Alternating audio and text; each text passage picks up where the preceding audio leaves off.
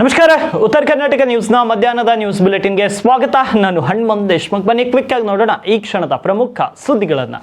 2013 ಮತ್ತು 14ರಿಂದ 2018-19 ಅವಧಿಯಲ್ಲಿ ಅಲ್ಪಸಂಖ್ಯಾತರ ಅಭಿವೃದ್ಧಿ ನಿಗಮದಿಂದ ನೀಡಲಾದ ಸಾಲಗಳ ಮೇಲಿನ ಬಡ್ಡಿ ಮನ್ನಾಕ್ಕೆ ಒನ್ ಟೈಮ್ ಸೆಟಲ್ಮೆಂಟ್ OTS ಯೋಜನೆ ಇತ್ತೀಚೆಗೆ ಸಚಿವ ಸಂಪುಟ ಅನುಮೋದನೆ ನೀಡಿರುವ ವಿಚಾರವೀಗ ವಿವಾದವಾಗಿ ಮಾರ್ಪಟ್ಟಿದೆ. ಈ ಬಗ್ಗೆ ವಿಪಕ್ಷಗಳು ಕಿಡಿಕಾರಿದ್ದು, ಅಲ್ಪಸಂಖ್ಯಾತರಿಗೆ ಮಾತ್ರ ಸಾಲದ ಮೇಲಿನ ಬಡ್ಡಿಯನ್ನು ಮನ್ನಾ ಮಾಡಲಾಗಿದೆ, ರಾಜ್ಯ ಸರ್ಕಾರ ಇತರ ಸಮುದಾಯಗಳನ್ನು ನಿರ್ಲಕ್ಷಿಸುತ್ತಿದೆ ಅಂತ ವಿಪಕ್ಷಗಳು ಆರೋಪಿಸಿವೆ. ಇನ್ನು ಈ ಅವಧಿಯಲ್ಲಿನ ಮೂಲ ಸಾಲ ಮೊತ್ತ 981 ಕೋಟಿಯಾಗಿದ್ದು, ಇದರಲ್ಲಿ ಇದುವರೆಗೆ 98.18 ಕೋಟಿ ಮಾತ್ರ ವಸೂಲಿಯಾಗಿದೆ. ಉಳಿದ 714.13 ಕೋಟಿ ಹಣ ಇನ್ನು ಬಾಕಿ ಇದೆ. ಹೀಗಾಗಿ ಪ್ರಸ್ತಾವಿತ ಯೋಜನೆಯಡಿಯಲ್ಲಿ KMDCಯಿಂದ ಸಾಲ ಪಡೆದ 1.94 ಲಕ್ಷ ಫಲಾನುಭವಿಗಳು ಬಡ್ಡಿ ಸಂಪೂರ್ಣ ಮನ್ನಾದೊಂದಿಗೆ ಕೇವಲ ಮೂಲಧನವನ್ನು ಮಾತ್ರ ಮರುಪಾವತಿಸಬಹುದು ಎಂದು ಹೇಳಿರುವುದು ಭಾರಿ ಚರ್ಚೆಗೆ ಗ್ರಾಸವಾಗಿದೆ.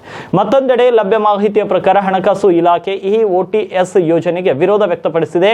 ಒಂದು ನಿಗಮದಲ್ಲಿ ಈ ರೀತಿ ಬಡ್ಡಿ ಮನ್ನಾ ಮಾಡಿದ್ರೆ ಉಳಿದ ನಿಗಮಗಳಿಂದಲೂ ಕೂಡ ಇಂತಹ ಬೇಡಿಕೆ ವ್ಯಕ್ತವಾಗಬಹುದು. ಇದು ಸರ್ಕಾರದ ಆದಾಯದ ಮೇಲೆ ಪರಿಣಾಮ ಬೀರಬಹುದು ಅಂತ ಎಚ್ಚರಿಸಿದೆ. ಇನ್ನು ಮತ್ತೊಂದೆಡೆ ವಿಪಕ್ಷ ಬಿಜೆಪಿ ರಾಜ್ಯ ಸರ್ಕಾರದ ಮೇಲೆ ಮುಗಿಬಿದ್ದಿದ್ದು, ಇದೇ ರೀತಿಯ ಸೌಲಭ್ಯವನ್ನು ಸರ್ಕಾರ ಅಂಬೇಡ್ಕರ್ ಅಭಿವೃದ್ಧಿ ನಿಗಮ, ವಾಲ್ಮೀಕಿ ಅಭಿವೃದ್ಧಿ ನಿಗಮ ಮತ್ತು ಇತರೆ ಹಿಂದುಳಿದ ವರ್ಗಗಳ ನಿಗಮಗಳ ಫಲಾನುಭವಿಗಳಿಗೆ ಯಾಕೆ ನೀಡುತ್ತಿಲ್ಲ ಅಂತ ಬಿಜೆಪಿ MLC CT ರವಿ ಪ್ರಶ್ನಿಸಿದ್ದಾರೆ. ಮಾಜಿ CM ಹಾಗೂ ಹಾಲಿ ಸಂಸದ ಬಸವರಾಜ ಬೊಮ್ಮಾಯಿ ಕೂಡ ಈ ಬಗ್ಗೆ ಕಿಡಿಕಾರಿದ್ದು, ರಾಜ್ಯ ಸರ್ಕಾರವು ವ್ಯಾಪಕ ಆರ್ಥಿಕ ಸಂಕಷ್ಟವನ್ನ ಪರಿಹರಿಸುವ ಬದಲು ಮತ ಬ್ಯಾಂಕ್ ರಾಜಕಾರಣದಲ್ಲಿ ತೊಡಗಿದೆ ಅಂತ ಆಕ್ರೋಶವನ್ನು ವ್ಯಕ್ತಪಡಿಸಿದ್ರು.